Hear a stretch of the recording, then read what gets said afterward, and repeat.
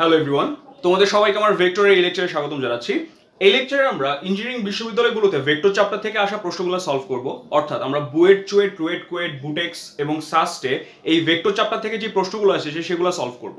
তো আমরা প্রশ্নগুলো অ্যাকচুয়ালি কিভাবে সলভ করব, আমরা যে প্রশ্নটা সলভ করব সেই প্রশ্নের থিওরি আমরা আলোচনা করব। সেই থিওরি আলোচনা করার পর ওই প্রশ্নটা আমরা সলভ করব। তাতে করে আমাদের কি হবে যে এই একই রিলেটেড প্রশ্নগুলো ভবিষ্যতে যদি তোমরা কখনো ফেস করো তোমাদের খুব ইজিলি তোমরা সলভ করতে পারো। ওকে, তাহলে আমরা শুরু করি। আমাদের প্রথমে যে প্রশ্নটি আসছে সেটি হচ্ছে, পরস্পরের সাথে লম্বভাবে ক্রিয়াশীল দুটি বলের লব্ধি 80 নিউটন। যদি লব্ধি একটি বলের সাথে 60 ডিগ্রি কোণে আনত থাকে তাহলে বল দুটির মান কত? ওকে, তাহলে আমার এখানে দুইটা ইনফরমেশনের দিকে নজর দিতে হবে। একটা হচ্ছে বল দুটি পরস্পর লম্বভাবে ক্রিয়াশীল এবং লব্ধি হচ্ছে একটা বলের সাথে 60 ডিগ্রি কোণে আনত। ওকে, তাহলে আমি চিত্রটা আঁকি। ওকে, তাহলে আমি লিখলাম যে সলিউশন। আচ্ছা দেখো, তাহলে পরস্পরের সাথে লম্বভাবে ক্রিয়ারত, তাহলে আমি দুইটা পরস্পরের সাথে লম্বভাবে ক্রিয়ারত বল আঁকলাম। এটাকে নাম দিলাম পি, এটাকে নাম দিলাম কিউ। ওকে, তাহলে দুইটা বলের লব্ধি কোন বরাবর হবে? তাহলে লব্ধিটা হবে এই বরাবর। ওকে, তাহলে এই লব্ধিটা একটা বলের সাথে 60 ডিগ্রি কোণে আনত। আমি ধরলাম এই লব্ধিটা পি ভেক্টরটার সাথে, যেটা হচ্ছে একটা এই আর, ধরো এটা হচ্ছে আমার বলটা, তাহলে এই আর ভেক্টরটার একটা উপাংশ হচ্ছে পি ভেক্টর, বা আমি বলতে পারি আর বলটার একটা উপাংশ হচ্ছে পি ভেক্টরটা। ওকে, তাহলে আমাকে এই পি এবং কিউ এর মান বের করতে হবে। ওকে, আমরা যখন তোমার লম্ব উপাংশ পড়ে এসেছিলাম তখন আমরা কি দেখেছি?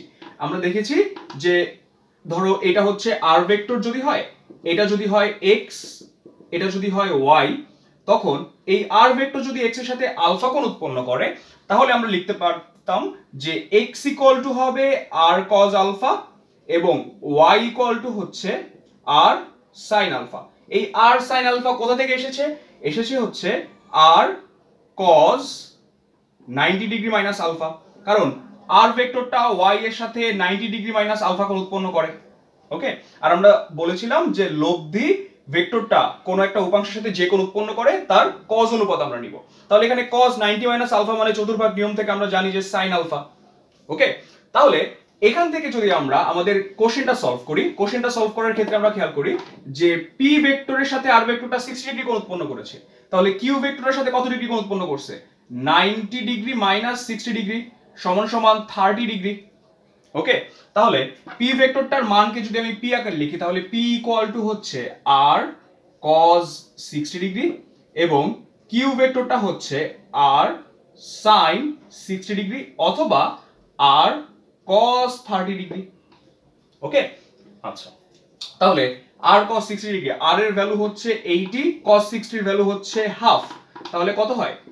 40 নিউটন। এবং কিউ ভেক্টরের ক্ষেত্রে যদি চিন্তা করি, cos 30 এর ভ্যালু হচ্ছে √3/2, তাহলে আমি লিখলাম √3/2 এবং আর এর ভ্যালু হচ্ছে 80, তাহলে কাটাকাটি করে আমি কত পাচ্ছি? 40, তাহলে আমার অ্যানসার হচ্ছে 40√3 নিউটন। ওকে, তাহলে আমাদের এই কোশ্চেনটা আমরা সলভ করে ফেললাম। নেক্সট কোশ্চেনটা দেখো তোমরা, দুটি ভেক্টরের মধ্যে একটি অন্যটির দ্বিগুণ, এদের লব্ধির মান বড় ভেক্টরটির মানের সমান হলে এদের মধ্যবর্তী কোণ কত? ওকে, এই প্রশ্নটা হচ্ছে বুটেক্সে 2016-17 শিক্ষাবর্ষে এসেছে। তাহলে আমাদের দেখো কি কি ইনফো দেওয়া আছে। আমাদেরকে বলছে দুটি ভেক্টরের মান একটি অপরটির দ্বিগুণ, তার মানে একটার মানকে যদি আমি পি ধরি অপর ভেক্টরটার মান কি হবে? 2p। ওকে, তাহলে এই 2p হচ্ছে আমার বৃহত্তম ভেক্টর। তারপর বলছে এদের লব্ধির মান বড় ভেক্টরটির মানের সমান, তাহলে আমি যেই আর ভেক্টরটা যদি আমার লব্ধি হয় সেই আর এর মান কি হবে? এই বড় ভেক্টরটার মানের সমান হবে, অর্থাৎ 2p। তারপর আমি দেখতেছি এদের মধ্যবর্তী কোণ কত। ওকে, তাহলে আমরা কোন ফর্মুলাটা অ্যাপ্লাই করব? আমরা জানি যে লব্ধির মানের ফর্মুলা হচ্ছে আর square equal to P square plus Q square plus 2pq cos alpha. Okay, তাহলে এই আলফাটাই হচ্ছে আমার মধ্যবর্তী কোণ। ওকে, বা আমরা যদি সামান্তরিক সূত্র থেকে আসি আরেকবার একটু খেয়াল করি, ধরো এটা যদি হয় আমার আর ভেক্টর, এটা যদি হয় আমার পি ভেক্টর, এটা যদি হয় কিউ ভেক্টর, এই কোণটা যদি হয় আলফা, আচ্ছা একটু বাঁকা করে রাখি। ওকে, তাহলে এই কোণটা যদি হয় আলফা, তাহলে আলফাই হচ্ছে দুটি ভেক্টরের মধ্যবর্তী কোণ। ওকে, তাহলে এই আলফার মানটা আমাকে বের করা লাগবে। তাহলে এখানে আমরা আর পি কিউ এর মানগুলো বসায় দিই। তাহলে আমরা লিখলাম 2p এর whole square equal to 2p এর whole square plus p square plus 2p, বা p এর বদলে আমরা লিখবো হচ্ছে 2p, 2 into 2p into q এর মান হচ্ছে p cos আলফা। ওকে, কিভাবে? তাহলে এই r এর মান হচ্ছে 2p, p এর মান হচ্ছে, বা আমরা যেটাকে বড় ভেক্টর ধরে নিয়েছি সেটা হচ্ছে 2p, q এর মান হচ্ছে p, তাহলে p q cos alpha. Okay, তাহলে এখান থেকে আমরা দেখতে পারি এই 2p স্কয়ার মানে 2p এর হোল স্কয়ার, এটা কি উভয় পক্ষে আছে, যেহেতু উভয় পক্ষে আছে আমরা এটাকে কাটাকাটি করে দিলাম। তাহলে এখান থেকে আমি কি পাচ্ছি, p স্কয়ার প্লাস 2 ইনটু 2 হচ্ছে 4, p ইনটু p হচ্ছে p স্কয়ার, তাহলে আমি লিখতে পারতেছি 4p square cos alpha equal to হচ্ছে 0, বা আমি লিখতে পারি 4p square cos alpha equal to হচ্ছে মাইনাস p স্কয়ার, বা cos আলফা ইকুয়াল টু আমি লিখতে পারি minus p square by 4p square, তাহলে কাটাকাটি করে কি থাকতেছে মাইনাস 1/4। ওকে, তাহলে মাইনাস 1/4 যেহেতু আমি লিখতে পারি alpha equal to cos inverse minus 1/4। Okay, তাহলে cos ইনভার্স মাইনাস 1/4 হচ্ছে আমার অ্যান্সার, অর্থাৎ দুটি ভেক্টর এর মধ্যবর্তী কোণ হচ্ছে কত, cos ইনভার্স মাইনাস 1/4। ওকে, তারপর আমরা নেক্সট প্রশ্নে আসি। নেক্সট প্রশ্নে আমাদেরকে বলছে লন রোলার ঠেলা বা টানার সময় এর হাতলে আনুভূমিকের সাথে 30 ডিগ্রি কোণে 19.6 নিউটন বল প্রয়োগ করা হচ্ছে। এর টানলে, যদি আমি এটাকে টানি তাহলে এর ওজন কতটুকু কমবে? লন রোলারের ক্ষেত্রে চিন্তা করো, ধরো এই লন রোলারটাকে আমি এই বরাবর এফ বল প্রয়োগ করলাম। ওকে, এই বরাবর এফ বল প্রয়োগ করলাম, তাহলে এফ বলটা কি এই বরাবর আমি প্রয়োগ করতেছি অ্যাকচুয়ালি, তাহলে এর দুইটা উপাংশ হবে, একটা হচ্ছে আনুভূমিক উপাংশ যেটা হবে এফ কজ আলফা, একটা হচ্ছে উলম্ব উপাংশ যেটা হচ্ছে এফ সাইন আলফা, এবং এই মধ্যবর্তী কোণটা হচ্ছে, এই কোণটা হচ্ছে আলফা। ওকে, তাহলে এটা হচ্ছে এফ বলটা। তাহলে খেয়াল করো, আমি যখন এই লন রোলারটাকে ঠেলতেছি তখন আমি কি নিচের দিকে বল প্রয়োগ করতেছি, তখন এর ওজনটা কাজ করবে কোন বরাবর, এই বরাবর, যে ওজনটাকে আমি বলতে পারি ডব্লিউ। ওকে, তাহলে এর মোট ওজন কত হয়ে যাচ্ছে যখন আমি ঠেলতেছি এটাকে, W plus F sine alpha. একটা হচ্ছে বলের উলম্ব উপাংশ যেটা নিচের দিকে কাজ করতেছে এবং ওজনটা আগে থেকে নিচের দিকে কাজ করতেছে, তার মানে নিচের দিকে মোট বল কত, W plus F sine alpha. আবার যখন রোলারটাকে আমি টানবো, ওকে, ধরো এই রোলারটাকে আমি এফ বলে টানতেছি, ওকে, এফ বলে টানতেছি, তখন অ্যাকচুয়ালি কি আমার এফ বলটা এই বরাবর ক্রিয়া করতেছে। ওকে, এই বরাবর ক্রিয়া করলে এফ বলের একটা আনুভূমিক উপাংশ আছে, একটা উলম্ব উপাংশ আছে। এই কোণটা যদি আলফা হয় তাহলে এটা হবে এফ কজ আলফা, এটা হবে এফ সাইন আলফা। এবার দেখো সাইন আলফা আমাদের কোন দিকে কাজ করতেছে, উপরের দিকে, যেহেতু উপরের দিকে কাজ করতেছে এবং আমরা জানি যে ওজন কাজ করে নিচের দিকে, তার মানে এই লন রোলারটার ক্ষেত্রে মোট ওজন কত হয়ে যাচ্ছে, W minus F sine alpha. Okay, কারণ কি, কারণ ডব্লিউ হচ্ছে নিচের দিকে, এফ হচ্ছে বিপরীত দিকে, তার মানে মোট ওজন আমি হ্রাস করতে পারতেছি যখন আমি লন রোলারটাকে টানতেছি। ওকে, আচ্ছা, এবার খেয়াল করো এখানে আমাদের বলছে যে এর ওজন কতটুকু কমে। ওকে, কতটুকু কমে মানে কি, যে তার অ্যাকচুয়াল ওজন যেটা ছিল সেই ওজন থেকে কতটুকু ওজন হ্রাস পায়। ওকে, তার মানে আমাদেরকে এফ সাইন আলফার মানটা বের করতে হবে। ওকে, তাহলে আমরা এখানে দেখি আমাদের কি কি ডাটা দেয়া আছে।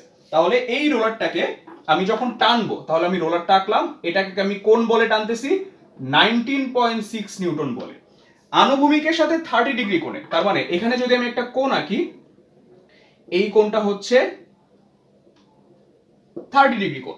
ওকে, তাহলে এই উপাংশটা হবে এফ কস 30 এবং এই উপাংশটা হবে এফ সাইন 30। তাহলে আমাদেরকে কোনটা বের করতে হবে, এই এফ সাইন 30। তার মানে আমি এখানে বের করব 19.6 ইনটু সাইন 30 এর মান। ওকে, সাইন 30 এর ভ্যালু কত, সাইন 30 এর ভ্যালু আমরা জানি হাফ, তাহলে আমরা লিখতে পারি 19.6 ইনটু হাফ, তাহলে কাটাকাটি করলে কত থাকে, 9.8 নিউটন। ওকে, তার মানে এই রোলারটার ওজন কতটুকু কমতেছে যখন আমি টানতেছি, 9.8 নিউটন। আমাদের এরপরের প্রশ্নগুলোয় আসি। আমাদেরকে হচ্ছে বলছে দুটি ভেক্টর স্কেলার গুণফলের মান 20 একক এবং ক্রস গুণফলের মান হচ্ছে 6√2 একক, এদের মধ্যবর্তী কোণ কত। ওকে, আমরা তাহলে সলভ করি। আমরা হচ্ছে জানি যে দুইটা ভেক্টরের স্কেলার গুণফলের মান হচ্ছে A B cos theta. Okay, এই A B cos theta equal to কত দেয়া আছে, 20 একক। ওকে, এবং দুটি ভেক্টরের ক্রস গুণফলের মান আমরা জানি A B sine theta equal to দেয়া আছে হচ্ছে 6√2 একক। ওকে, তাহলে এদের মধ্যবর্তী কোণ কত, অর্থাৎ আমার কাছে জানতে চাওয়া হয়েছে থিটা ইকুয়াল টু কত। ওকে, তাহলে আমি যদি সলভ করি আমি কি লিখতে পারি না, A B sine theta by হচ্ছে A B cos theta equal to তাহলে কত হবে 6√2 বাই হচ্ছে 20।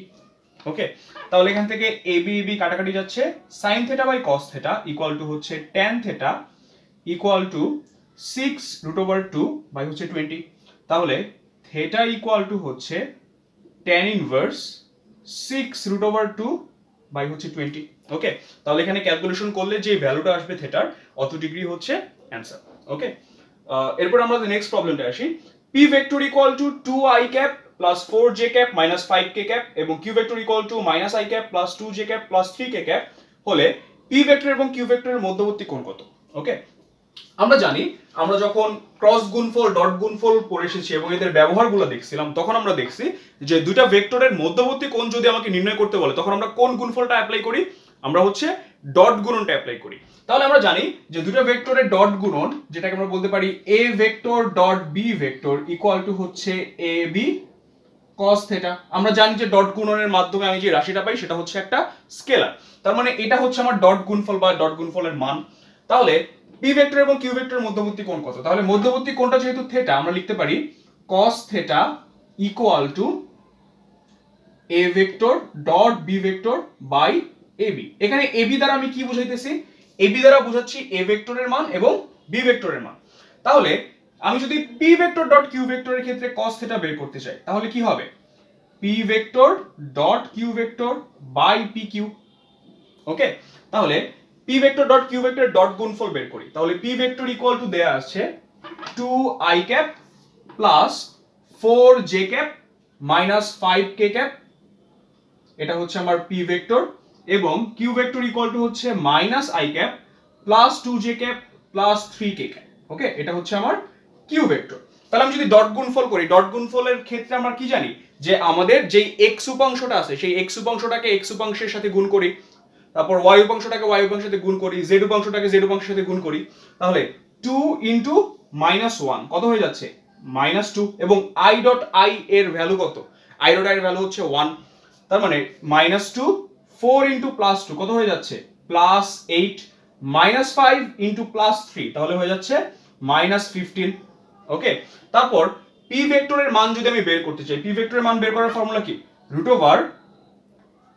px square plus py square plus pz square, তাহলে 2 স্কয়ার প্লাস 4 স্কয়ার প্লাস -5 এর হোল স্কয়ার সমান √2 স্কয়ার মানে হচ্ছে 4, 4 স্কয়ার হচ্ছে 16 আর 5 স্কয়ার হচ্ছে 25 সমান কত হচ্ছে √25 আর 16 হচ্ছে 41 আর 4 হচ্ছে 45, তাহলে √45। ওকে, তারপর কিউ ভেক্টরের মান কত, কিউ ভেক্টরের মান হবে √-1 এর whole square plus 2 square plus 3 square সমান √-1 এর হোল স্কয়ার হচ্ছে 1, 2 স্কয়ার হচ্ছে 4, 3 স্কয়ার হচ্ছে 9, তাহলে 9 প্লাস 4 প্লাস 1 কত হচ্ছে 13, 14, তাহলে √14। আমি যদি মানটা বসাই দেই এবার তাহলে √45 ইনটু √14।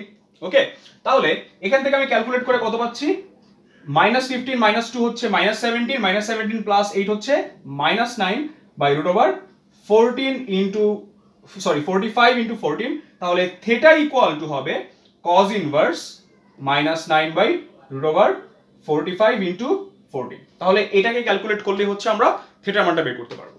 ওকে, আমাদের নেক্সট কোশ্চেনে আসি। m এর মান কত হলে a vector equal two i cap minus 3j cap plus 5k cap এবং b vector equal two mi cap plus 6j cap minus 10k cap এই দুইটা ভেক্টর পরস্পর সমান্তরাল হবে। ওকে, এই প্রশ্নটা হচ্ছে কুয়েটে 10-11 সালে এবং সাস্টে হচ্ছে 16-17 শিক্ষাবর্ষে এসেছে। তাহলে দেখো আমরা জানি দুইটা ভেক্টর পরস্পর সমান্তরাল হইতে হইলে আমাদের দুইটা ভেক্টরের ক্রস গুণফলের মানটা 0 হইতে হয়, কারণ আমরা জানি যে আমাদের ক্রস গুণফলের মানটা কি, এই a cross b equal to হচ্ছে a b sin theta eta cap. Okay, যেখানে a b sin থিটা হচ্ছে ক্রস ভেক্টর ক্রস গুণফলের মান এবং ইটা ক্যাপ হচ্ছে ক্রস গুণফলটা যেই দিকে ক্রিয়া করবে তার দিককে নির্দেশ করবে। ওকে, তাহলে এই থিটার ভ্যালুর উপর নির্ভর করে sin থিটার মান চেঞ্জ হয়। ওকে, বা আমার ক্রস গুণফলের মানটা চেঞ্জ হয়। তাহলে দুইটা ভেক্টরের ক্রস গুণফলের মান কখন 0 হবে, বা পরস্পর সমান্তরাল হলে মধ্যবর্তী কোণটা 0 হবে আমরা জানি। তাহলে থিটার মানটা তখন কত হবে? 0, এবং sin 0 এর ভ্যালু কত? 0। অর্থাৎ আমরা বলতে পারি যে দুইটা ভেক্টর যদি পরস্পর সমান্তরাল হয় বা বিপরীত দিকে ক্রিয়া করে, তাহলে তারা পরস্পর কি তাদের ক্রস গুণফলের মানটা কি হবে? 0 হবে। আচ্ছা, অথবা আমরা আরেকটা শর্টকাট শিখেছিলাম, সেটা হচ্ছে দুইটা ভেক্টরের যদি প্রতিটা উপাংশের মান সমান, মানের অনুপাত সমান হয়, অর্থাৎ ax by bx equal to হচ্ছে ay বাই by সমান সমান হচ্ছে az বাই bz, যদি এই শর্তটা ফিল আপ করে, তাহলে দুইটা ভেক্টর পরস্পর কি হবে? সমান্তরাল হবে। তাহলে আমি দেখি যে এখানে আমার a ভেক্টর এবং b ভেক্টর ফিল আপ করে কিনা। তাহলে a ভেক্টর ইকুয়াল টু হচ্ছে i cap minus 3j cap plus 5k cap, b vector equal to হচ্ছে mi cap plus 6j cap minus 10k cap. তাহলে আমি লিখতে পারবো 1 বাই m ইকুয়াল টু হচ্ছে মাইনাস 3 বাই 6 ইকুয়াল টু হচ্ছে 5 by minus 10। ওকে, তাহলে আমি লিখতে পারি 1 বাই m ইকুয়াল টু হচ্ছে মাইনাস 3 বাই 6। ওকে, তাহলে মাইনাস 3 বাই 6 যদি হয়, তাহলে আমি যদি আড়াআড়ি গুণ করি, তাহলে আমি কি পাচ্ছি? 6 ইকুয়াল টু মাইনাস 3m, বা m equal to minus m equal to হচ্ছে 6 বাই মাইনাস 3, তাহলে 6 বাই মাইনাস 3 মানে হচ্ছে কত? মাইনাস 2। তাহলে যদি মাইনাস 2 হয়, আমি বলতে পারি যে m এর মান যদি মাইনাস 2 হয়, তাহলে ভেক্টর দুটি পরস্পর কি হবে? লম্ব হবে।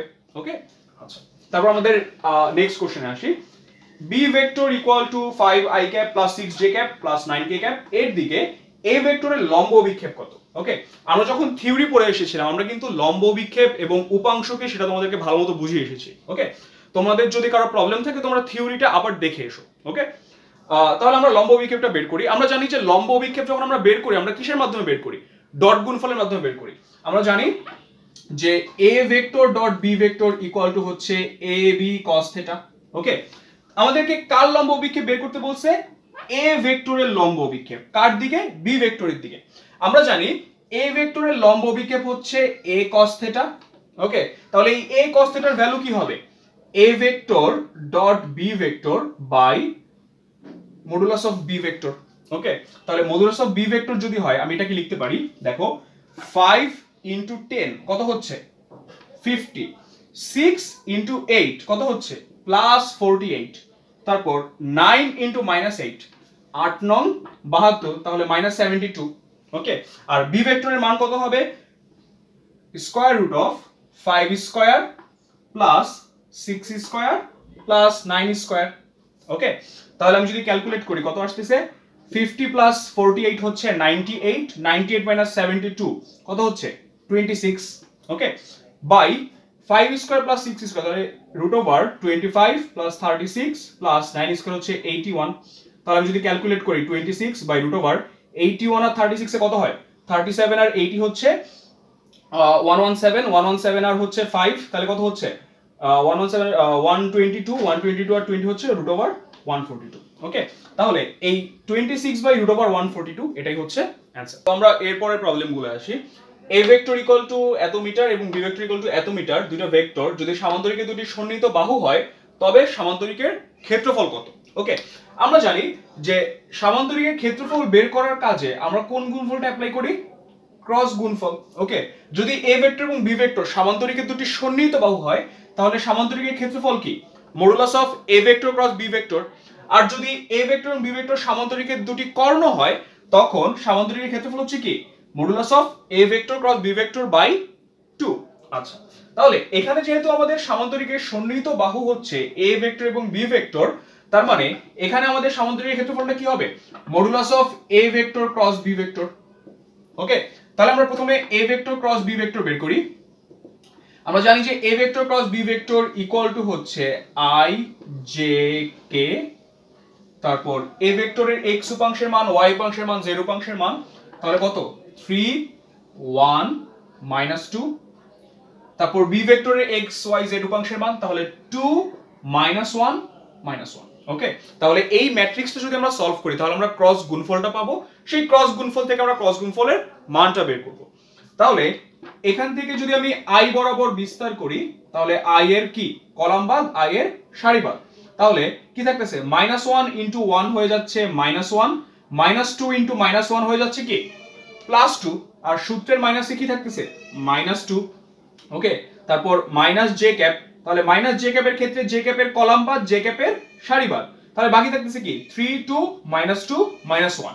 তাহলে 3 ইন্টু -1 কি 3 ইন্টু -1 হচ্ছে -3, -2 ইন্টু 2 কত হচ্ছে -4, -4 আর সূত্রের মাইনাসে কি হয়ে যাচ্ছে +4 প্লাস কে ক্যাপ ইন্টু আমি কি লিখতে পারি কে ক্যাপের কলাম বাদ কে ক্যাপের সারি বাদ, তাহলে 3 ইন্টু -1 হয়ে যাচ্ছে -3 মাইনাস 2 ইন্টু 1 হয়ে যাচ্ছে -2 সমান i ক্যাপ ইন্টু -3, বা এটাকে আমি একবারে লিখতে পারি -3i ক্যাপ। ওকে, তাহলে লিখতে পারি -3i ক্যাপ প্লাস, দেখো 4 আর -3 কি হয়ে যাচ্ছে +1 আর মাইনাসে কি হয়ে যাচ্ছে মাইনাস জে ক্যাপ, আর কে ক্যাপের ক্ষেত্রে দেখো -3 -2 হয়ে যাচ্ছে কি -5 কে ক্যাপ। তাহলে এটা হচ্ছে a vector cross b vector বা ক্রস গুণফলটা। তাহলে ক্রস গুণফলের মান আমরা কিভাবে বের করব, modulus of a vector cross b vector equal to হবে √-3 এর হোল স্কয়ার প্লাস -1 এর হোল স্কয়ার প্লাস -5 এর হোল স্কয়ার সমান 9 + 1 + 25, তাহলে 25 26 আর 9 হচ্ছে √35। √35 ইকুয়াল টু কত আমরা যদি দেখি, তাহলে √35 ইকুয়াল টু হচ্ছে 5.92। এখন দেখো এখানে a ভেক্টর এবং b ভেক্টর একক কি দেয়া আছে মিটার, তাহলে এখানে একক কি হবে মিটার স্কয়ার। ওকে, তাহলে এই 5.92 মিটার স্কয়ার হচ্ছে অ্যানসার। আচ্ছা, তারপর আমরা যদি পরের প্রবলেমটা যাই, পরে আমাদের বলছে একটি সামুদ্রিকের ক্ষেত্রফল নির্ণয় করো যার কর্ণদ্বয় a ভেক্টর ইকুয়াল টু একটা ভ্যালু দেয়া আছে এবং b ভেক্টর ইকুয়াল টু এত, তাহলে এদের সামুদ্রিকের ক্ষেত্রফলটা কত। ওকে, এবার আমরা কি খেয়াল করি সামান্তরিকের ক্ষেত্রফল নির্ণয় করার জন্য আমাকে কি দুইটা কর্ণের মান দেয়া আছে, তার মানে a ভেক্টর এবং b ভেক্টরকে যদি আমি কর্ণ আকারে অ্যাপ্লাই করি তখন সামান্তরিকের ক্ষেত্রফল কি হয় a vector cross b vector এর মান বাই হচ্ছে 2। ওকে, তাহলে a ভেক্টর ক্রস b ভেক্টরের মান বাই হচ্ছে 2। তাহলে আমরা প্রথমে মানটা বের করি, তাহলে a vector cross b vector equal to হবে i j k, তারপর a এর x y z উপাংশের মান তাহলে 3 -2 5, তারপর b এর x y z উপাংশের মান তাহলে 1 6 এবং হচ্ছে -1। ওকে, তাহলে আমরা যদি ম্যাট্রিক্সটা সলভ করি তাহলে i ক্যাপ ইনটু, দেখো i এর কলাম বাদ i এর সারি বাদ, তাহলে -2 -1 কত হয়ে যাচ্ছে +2, 5 ইনটু 6 কত হয়ে যাচ্ছে 30, কি হবে -30। ওকে, তারপর যদি আমরা খেয়াল করি j ক্যাপ ইনটু j এর কলাম বাদ j এর সারি বাদ, তাহলে 3 ইনটু -1 হয়ে যাচ্ছে -3, 5 ইনটু 1 হয়ে যাচ্ছে 5 আর সূত্রের মাইনাসে -5 প্লাস কে ক্যাপ ইনটু কে এর কলাম বাদ কে এর সারি বাদ, তাহলে 3 ইনটু 6 কত হয়ে যাচ্ছে 18, -2 ইনটু 1 কত হয়ে যাচ্ছে -2 আর সূত্রের মাইনাসে কি +2। ওকে, তাহলে আমরা ক্যালকুলেট করলে কি পাচ্ছি i ক্যাপ ইনটু বা -28 i ক্যাপ, -3 -5 হয়ে যাচ্ছে -8 আর মাইনাস হয়ে যাচ্ছে +8 j ক্যাপ প্লাস 18 আর 2 হচ্ছে 20, তাহলে 20 কে ক্যাপ। ওকে, তাহলে এর মান যদি বের করি কত হবে √-28 এর whole square plus 8 square plus 20 square সমান আমি যদি -28 হোল স্কয়ার করি তাহলে 28 square plus 8 square plus 20 square equal to হচ্ছে, আমি একবারে লিখলাম, তাহলে ইকুয়াল টু হচ্ছে 35.33। ওকে, তাহলে 35.33। তাহলে এর ক্ষেত্রফল যদি আমি বের করতে চাই সামান্তরিকের, তাহলে এটাকে আমার 2 দ্বারা ভাগ করা লাগবে।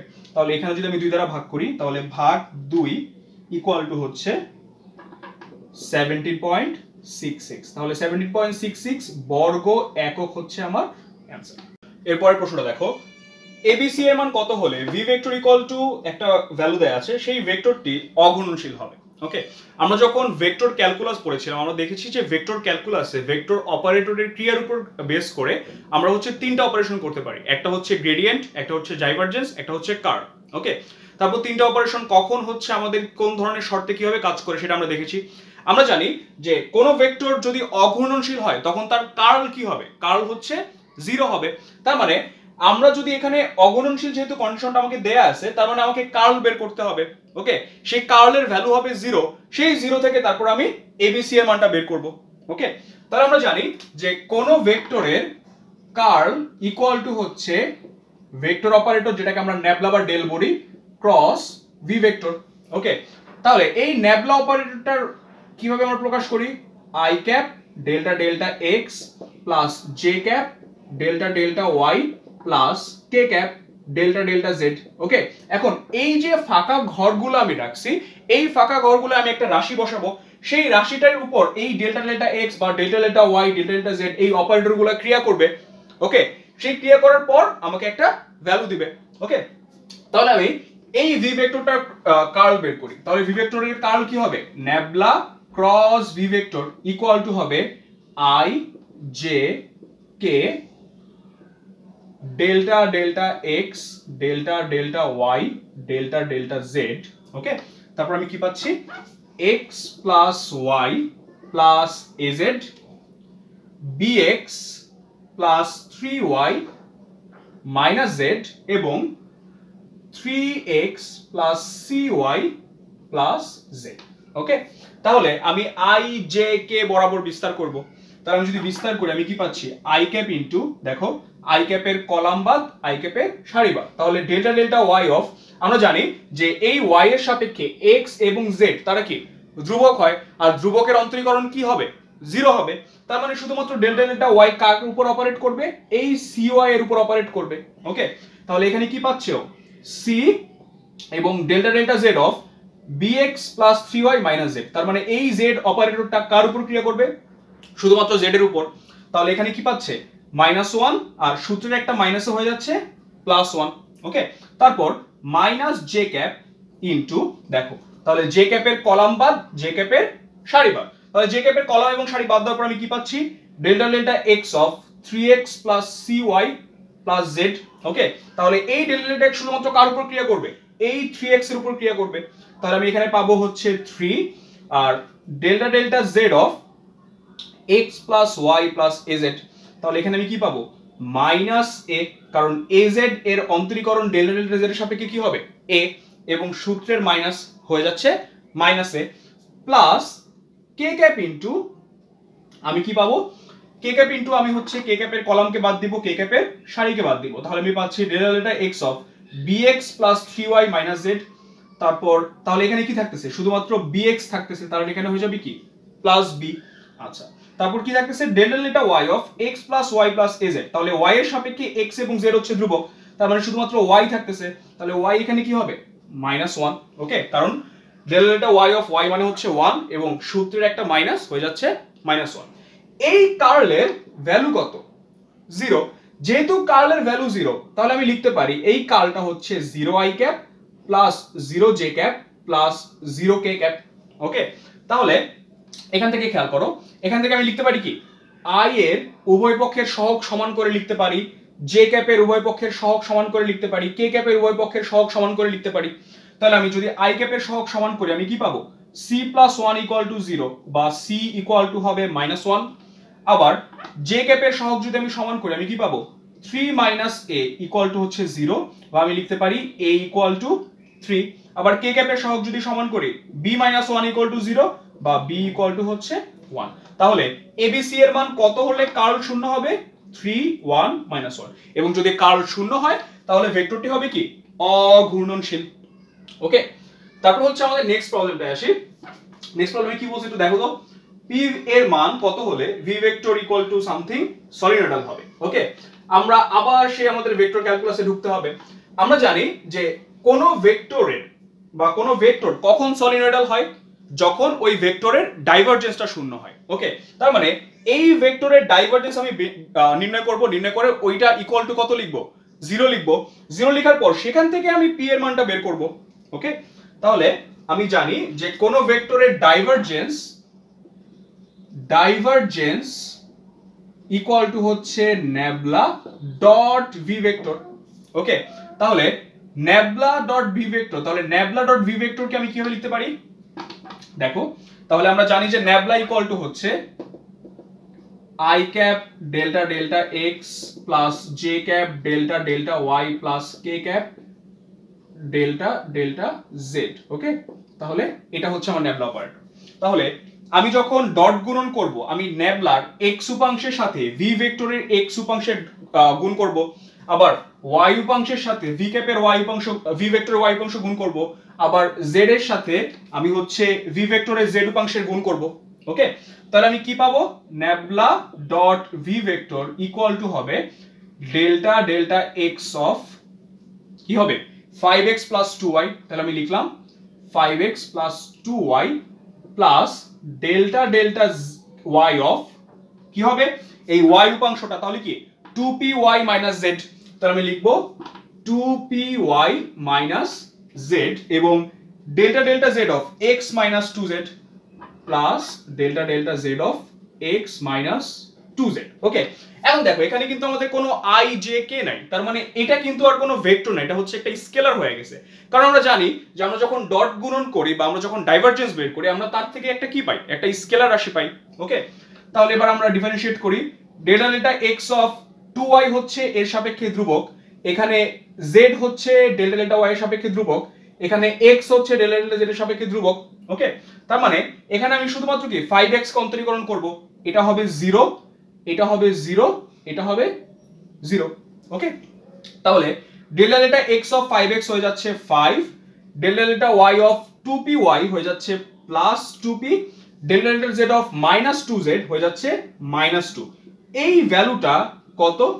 0, কারণ আমাকে বলছে যে সলিনয়েডাল, আর কোন ভেক্টরের ডাইভারজেন্স যদি 0 হয় তখনই ভেক্টরটি সলিনয়েডাল হবে। ওকে, তাহলে এখান থেকে আমি লিখতে পারি কি 2p ইকুয়াল টু হচ্ছে 2 বাই, আচ্ছা দাঁড়াও ভুল করছি, তাহলে আমি লিখতে পারি 3 প্লাস 2p ইকুয়াল টু 0 বা 2p ইকুয়াল টু মাইনাস 3 বা p ইকুয়াল টু হচ্ছে মাইনাস 3/2। ওকে, তাহলে p এর ভ্যালু কত এখানে? মাইনাস 3/2, অর্থাৎ যদি p এর ভ্যালু মাইনাস 3/2 হয় তাহলে এই v ভেক্টরটি সলিনয়েডাল হবে। এবার আমরা আমাদের লাস্ট দুটো প্রবলেম করব। তো প্রথমে যেটা দেয়া আছে 30 মিটার পার সেকেন্ড গতিতে উল্লম্বভাবে বৃষ্টি পড়তেছে, যদি বাতাস 10 মিটার পার সেকেন্ড বেগে উত্তর থেকে দক্ষিণে বইতে শুরু করে তাহলে বৃষ্টি থেকে রক্ষা পেতে হলে ছাতা কোন দিকে ধরতে হবে? আমরা খেয়াল করি যে আমাদের বাতাস বইতেছে হচ্ছে উত্তর থেকে দক্ষিণের দিকে। ওকে, তার মানে আমরা যদি বাতাসের সাপেক্ষে বৃষ্টির আপেক্ষিক বেগ বের করতে চাই তাহলে আমি সেই বাতাসের বেগটাকে বিপরীত করে আমি যোগ করব। তাহলে বাতাসের বেগটাকে আমি বিপরীত করে যোগ করছি।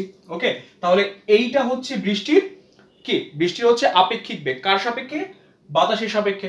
ওকে, তাহলে আমাকে এই থেটা কোণটা বের করতে হবে। থেটা কোণটা বের করতে পারলে আমি বুঝবো যে আমাকে অ্যাকচুয়ালি উলম্বের সাথে কত ডিগ্রি কোণে ছাতা ধরতে হবে, অথবা বৃষ্টির যে অ্যাকচুয়াল বেগটা আছে তার সাপেক্ষে কত কোণে ছাতা ধরতে হবে। তাহলে এখানে যদি আমি tan থেটা অ্যাপ্লাই করি, দেখো এই তোমার কি বলে এটাকে, এটা যদি মাইনাস কিউ ভেক্টর হয় এটাও হবে কি মাইনাস কিউ ভেক্টর। ওকে, তাহলে এখান থেকে আমি লিখতে পারি tan থেটা ইকুয়াল টু হচ্ছে, দেখো থেটা কার সাথে কোণ উৎপন্ন করছে? p ভেক্টরটার সাথে। তাহলে যার সাথে কোণ উৎপন্ন করে সে কি নিচে একা থাকে, আর উপরে হবে q sin alpha p plus q cos alpha. Okay, এখন এই p আর q এর মধ্যবর্তী কোণ কত ডিগ্রি? 90 ডিগ্রি। আমরা দেখতে পাইতেছি যে তারা পরস্পর লম্ব। ওকে, যেহেতু 90 ডিগ্রি আমি লিখতে পারি q sin 90 by p plus q cos 90। আর cos 90 এর ভ্যালু কত আমরা জানি 0 এবং sin 90 এর ভ্যালু হচ্ছে 1। তাহলে আমরা এখানে লিখতে পারি, দেখো এখানে আমরা লিখতে পারি q আর এখানে হচ্ছে শুধু p। ওকে, তাহলে আমরা যদি ভ্যালু বের করি তাহলে ভ্যালুটা বসাই দিলে q এর ভ্যালু হচ্ছে 10 মিটার পার সেকেন্ড, তাহলে 10 বাই p এর ভ্যালু হচ্ছে 30 সমান সমান 1/3। তাহলে থেটা ইকুয়াল টু হবে tan ইনভার্স 1/3। ওকে, তাহলে tan ইনভার্স 1/3 যদি আমরা বের করি তাহলে tan ইনভার্স 1/3 ইকুয়াল টু হচ্ছে 18.43 ডিগ্রি। ওকে, তাহলে 18.43 ডিগ্রি। ওকে, তাহলে আমরা যদি বৃষ্টির বেগের সাথে 18.43 ডিগ্রি কোণে ছাতা ধরি তাহলেই হচ্ছে আমরা বৃষ্টি থেকে রক্ষা পাবো। ওকে, তারপর আমরা আমাদের পরের প্রবলেমটা আসি। দেখো কি বলছে, প্রতি ঘন্টায় 1800 মিটার বেগে 240 মিটার প্রশস্ত একটা নদী বইতেছে, একজন সাঁতারু 3600 মিটার প্রতি ঘন্টায় সাঁতার কেটে নদীর পাড়ের বিপরীত বিন্দুতে যেতে ইচ্ছুক। সে কোন দিক বরাবর সাঁতার দিবে এবং সেই বিপরীত বিন্দুতে পৌঁছাতে তার কত সময় লাগবে? ওকে, তাহলে আমরা হচ্ছে এই ম্যাথটার ক্ষেত্রে একটু থিওরিটা দেখে আসি। আমরা জানি যে আমাদের নদী হচ্ছে এইভাবে বইতে থাকে, এটা হয় নদীর প্রস্থ যেটাকে আমরা ডিফাইন করেছিলাম ডি দিয়ে, এটা হচ্ছে ধরো সাঁতারুর বেগ, ওকে, এটা হচ্ছে নদীর স্রোতের বেগ, স্রোতের বেগকে আমরা ইউ দ্বারা প্রকাশ করেছিলাম এবং সাঁতারুর বেগকে ভি ভেক্টর দ্বারা। ওকে, তাহলে যদি অপর বিন্দুতে একদম বিপরীত বিন্দুতে পৌঁছাতে চায়, তাহলে ধরো সে এখান থেকে যাত্রা শুরু করে একদম এই বিন্দুতে পৌঁছাবে, তাহলে এই বিন্দুতে পৌঁছাতে হলে তার একটা লব্ধি বেগ থাকবে। ওকে, তাহলে এই লব্ধি বেগটাকে আমরা ডব্লিউ ধরছি। যদি সে বিপরীত বিন্দুতে পৌঁছাতে যায়, তার যে অতিক্রান্ত দূরত্বটা আছে সেটা কি, একদম নদীর প্রস্থ যেটাকে আমরা ডি দ্বারা ডিফাইন করি। ওকে, তারপর এটাকে আমরা দিছি এক্স অক্ষ, এটাকে আমরা দিয়েছিলাম ওয়াই অক্ষ। ওকে, তাহলে এক্স অক্ষ বরাবর তার এবং স্রোতের বেগের একটা উপাংশ আছে এবং ওয়াই অক্ষ বরাবর স্রোতের বেগের এবং সাঁতারুর বেগের একটা উপাংশ আছে। তাহলে এক্স অক্ষ বরাবর যে অতিক্রান্ত দূরত্বটা আমি পেয়েছিলাম সেটা কি ছিল, আমার বেগ ইনটু সময়। ওকে, তাহলে এই বেগটা হচ্ছে কি এক্স অক্ষ বরাবর বেগগুলোর উপাংশের যোগফল এবং এই সময়টা হচ্ছে যে তার এক পার থেকে আরেক পারে যেতে যে সময়টা লাগে। তাহলে যদি সে একদম বিপরীত বিন্দুতে পৌঁছাতে চায়, তাহলে তার এই এক্স অক্ষ বরাবর যে অতিক্রান্ত দূরত্ব আছে সেটা কি হবে, 0 হবে। তাহলে এখান থেকে আমরা লিখতে পারি u plus v cos alpha equal to হচ্ছে 0, বা কজ আলফা ইকুয়াল টু হচ্ছে minus u by v. Okay, বা আলফা ইকুয়াল টু হচ্ছে আলফা ইকুয়াল টু হচ্ছে cos inverse minus u by v. তাহলে ইউ এর মান এখানে কত দেয়া আছে দেখো তো, ইউ এর মান হচ্ছে আমার কি স্রোতের বেগ, স্রোতের বেগ দেয়া আছে কত 1800 মিটার পার আওয়ার। তাহলে আমি লিখতে পারি 1800, আর এখানে আচ্ছা কজ ইনভার্স হবে একটা। ওকে, তাহলে কজ ইনভার্স 1800 বাই স্রোতের বেগ কত দেওয়া আছে, সাঁতারুর বেগ কত দেওয়া আছে 3600। তাহলে আমি লিখতে পারি 3600। তাহলে cos ইনভার্স মাইনাস হাফ কাটাকাটি করলে আমি পাচ্ছি 1 2। তাহলে cos ইনভার্স মাইনাস হাফ মানে কত ডিগ্রি, 120 ডিগ্রি। তাহলে তাকে অপর পারে যদি সে বিপরীত বিন্দুতে পৌঁছাতে চায়, তাহলে স্রোতের বেগের সাথে 120 ডিগ্রি করে রওনা দিতে হবে। ওকে, এবার আমরা খেয়াল করি যে আমাদের একদম অপর বিন্দুতে পৌঁছাতে সময়টা কত লাগবে। আমরা এটা বের করছিলাম যে যদি সে একদম বিপরীত বিন্দুতে পৌঁছাতে যায়, তখন আমাদের যে সময়টা লাগবে সেই সময়টা equal to T equal to হচ্ছে D by V sine alpha. Okay, তাহলে D by V sine alpha যদি হয়, ডি মানে হচ্ছে আমার নদীর প্রস্থ, তাহলে 240, ভি মানে হচ্ছে সাঁতারুর বেগ, তাহলে সাঁতারুর বেগ কত 3600। ওকে, ইনটু সাইন আলফা, যেখানে আলফার মান হচ্ছে 120 ডিগ্রি। ওকে, তাহলে আমি যদি ক্যালকুলেট করি, দেখো তাহলে ক্যালকুলেট করলে আমি পাবো 240 বাই 3600 ইনটু সাইন 120 ডিগ্রি। ওকে, তাহলে এটা হচ্ছে 0.077 আওয়ার। ওকে, কারণ আমাদের সময় এখানে ঘন্টায় দেয়া আছে। ওকে, তাহলে আমাদের এখানে নদীর বিপরীত পারে পৌঁছাতে তার রওনা দেয়া লাগবে 120 ডিগ্রি কোণে স্রোতের সাথে, এবং পৌঁছাতে সময় লাগবে তার কত 0.077 আওয়ার। ওকে, তাহলে এর মাধ্যমেই হচ্ছে আমাদের এই লেকচারটা শেষ হয়েছে।